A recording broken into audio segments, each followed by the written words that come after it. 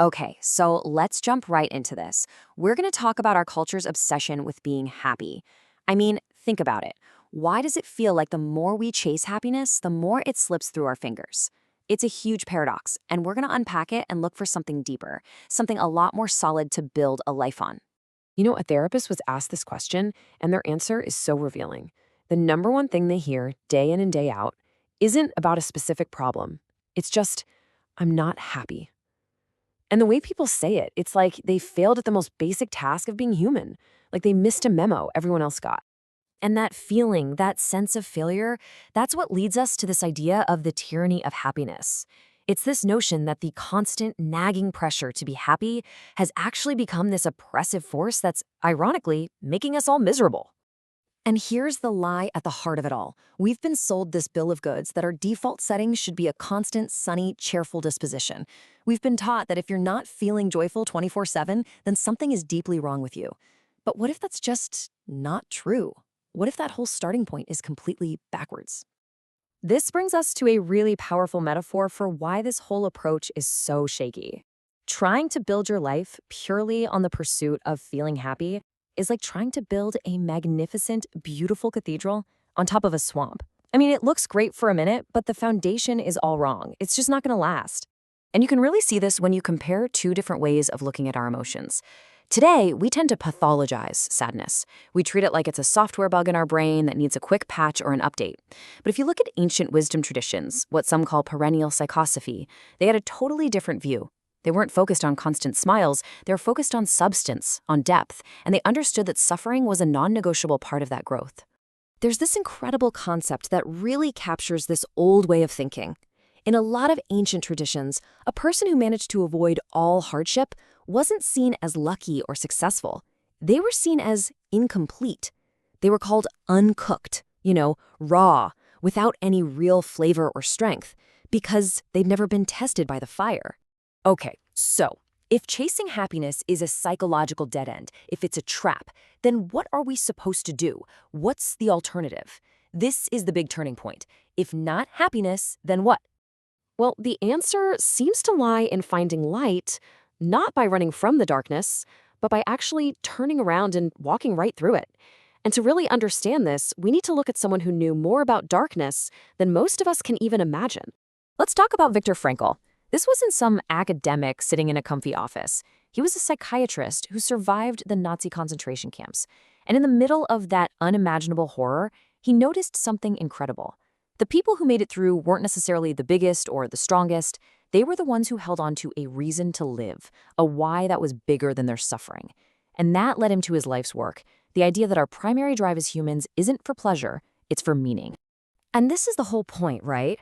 Hardship isn't just something you have to get through. It's actually what forms you. Just like you can't get a diamond without an insane amount of pressure, you can't get a soul with any real depth without going through that dark night. If you try to skip the pressure, well, you're never going to get the diamond. And that idea, it leads to this really radical way of reframing our own struggles. What if suffering isn't a glitch? What if it's not a sign that we've done something wrong, but could actually be seen as something sacred, a sacrament even, an opportunity for some of our most profound growth? There's a powerful way to think about this. You can have a theology of the vibe, which is basically good vibes only. It wants the crown, but not the thorns. It wants the celebration, but not the struggle. Or you can have a theology of the cross, which embraces the whole, messy, complicated story. It understands that to be whole, you have to embrace it all, the good and the bad. You can't get to the light by pretending the darkness isn't real. And you know what? There's a scientific name for this. It's called post-traumatic growth. And the metaphor here is just perfect. You don't build muscle by lifting a marshmallow. It just doesn't work.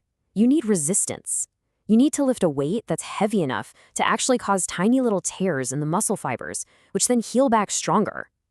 So by avoiding difficulty, you are literally preventing yourself from getting stronger. So this gives us a really practical tool. See, most of the time, we're dealing with two layers of suffering. The first layer is the natural, unavoidable pain of life. I am sad because I lost my job. That's real. But then we pile a second layer on top with it, shame. I am a failure because I feel sad about it. That second layer, that's the one that's optional. And that's usually the one that crushes us. Okay, so let's bring this all home. It all builds to a final, really powerful piece of advice. And it might sound a little strange at first, but here it is. But first, you have to realize why this be happy myth is shoved down our throats all the time. It's because it's good for business. People who feel empty, anxious, and like they're failing are perfect consumers.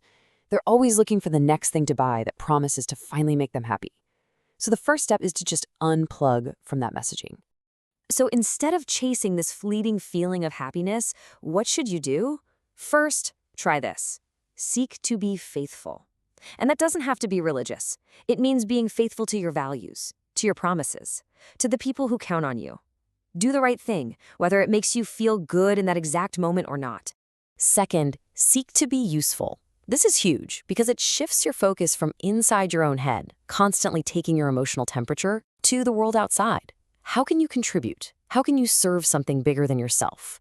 The funny thing is, real joy is almost always a byproduct of making yourself useful to others. And finally, find meaning in the mess. Just stop fighting reality. Give yourself permission for life to be complicated. You can be grieving and grateful at the exact same time. You can be terrified and courageous in the same breath. That's not a sign that you're broken. That's a sign that you're a whole human being. So we'll leave you with this one question to take with you. The next time life gets heavy, the next time you feel that pressure or that sadness, try to resist that first instinct to ask, how do I make this feeling go away? And instead, ask a much deeper, much more powerful question. What is this weight trying to build in me?